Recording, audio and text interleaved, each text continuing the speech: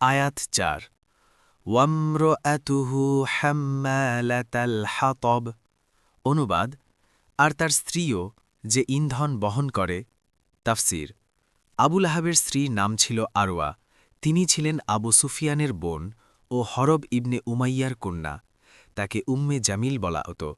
আবু লাহাবের ন্যায় তার স্ত্রীও রাসূলুল্লাহ সাল্লাল্লাহু আলাইহি ওয়াসাল্লামের প্রতি বিদ্বেষী ছিল। সে এ ব্যাপারে তার স্বামীকে সাহায্য করত। আয়াতে ব্যক্ত করা হয়েছে যে এই হতভাগিনীও তার স্বামীর সাথে জাহান্নামে প্রবেশ করবে। এক বর্ণনায় এসেছে, এই মহিলা যখন শুনতে পেল যে আল্লাহ তাআলা তার ও তার স্বামীর ব্যাপারে আয়াত নাজিল করে অপমানিত করেছেন, সে রাসূলুল্লাহ সাল্লাল্লাহু আলাইহি ওয়াসাল্লামের কাছে আসল। রাসূলুল্লাহ সাল্লাল্লাহু আলাইহি ওয়াসাল্লাম তখন বসা ছিলেন। তার সাথে ছিলেন আবু বকর। তখন আবু বকর বললেন, আপনি যদি একটু সরে যেতেন তাহলে ভালো হতো, যাতে করে এই মহিলা আপনাকে কোনো কষ্ট না দিতে পারে। তখন রাসূলুল্লাহ সাল্লাল্লাহু আলাইহি ওয়াসাল্লাম বললেন, আমার ও তার মাঝে বাধার সৃষ্টি করা হবে। ইত্যপসরে মহিলা এসে আবু বকরকে জিজ্ঞেস করল, আবু বকর, তোমার সাথী আমাদের বদনামি করে কবিতা বলেছে? তিনি জবাবে বললেন, এই ঘরের রবের শপথ, তিনি কোনো কবিতা বলেননি এবং তার মুখ দিয়ে তা বেরও হয়নি। তখন মহিলা বলল, তুমি সত্য বলেছ।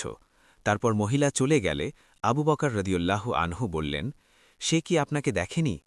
রাসূলুল্লাহ বললেন, মহিলা ফিরে যাওয়া পর্যন্ত একজন ফেরেশতা আমাকে তার থেকে আড়াল করে রাখছিল। মুসনাদে আবি ইয়ালা ২৫-২৩, মুসনাদে বাজ্জার ২৯৪, ইবনে কাসির। ২ এখানে আবু জাহেলের স্ত্রী উম্মে জামিলের অবস্থা বর্ণনা প্রসঙ্গে হাম্মালাতাল হাতাব বলা হয়েছে। এর শাব্দিক অর্থ শুষ্ক কাঠ বহনকারিণী। আরবের বাকপদ্ধতিতে পশ্চাতে নিন্দাকারীকে খড়িবাহক বলা হতো। শুষ্ক কাঠ একত্রিত করে যেমন কেউ অগ্নিসংযোগের ব্যবস্থা করে, পরোক্ষে নিন্দা কার্যটিও তেমনই। এর মাধ্যমে সে ব্যক্তিবর্গ ও পরিবারের মধ্যে আগুন জ্বালিয়ে দেয়। রাসূলুল্লাহ সাল্লাল্লাহু আলাইহি ওয়াসাল্লাম ও সাহাবায়ে কেরামকে কষ্ট দেওয়ার জন্যে আবু লাহাব পত্নী পরোক্ষে নিন্দা কার্যের সাথেও জড়িত ছিল। অধিকাংশ তাফসিরবিদ এখানে এ তাফসিরই করেছেন। অপরপক্ষে কোনো তাফসিরবিদগণ একে আক্ষরিক অর্থেই রেখেছেন। আর কারণ এই বর্ণনা করেছেন যে এই নারী বন থেকে কণ্টকযুক্ত লাকড়ি চয়ন করে আনত এবং রাসূলুল্লাহ সাল্লাল্লাহু আলাইহি ওয়াসাল্লামকে কষ্ট দেওয়ার জন্যে তার পথে বিছিয়ে রাখত। তার এই নীচ ও হীন কাণ্ডকে কুরআন হাম্মালাতাল হাতাব বলে ব্যক্ত করেছে। ইমাম তাবারি এ উক্তিটি গ্রহণ করেছেন।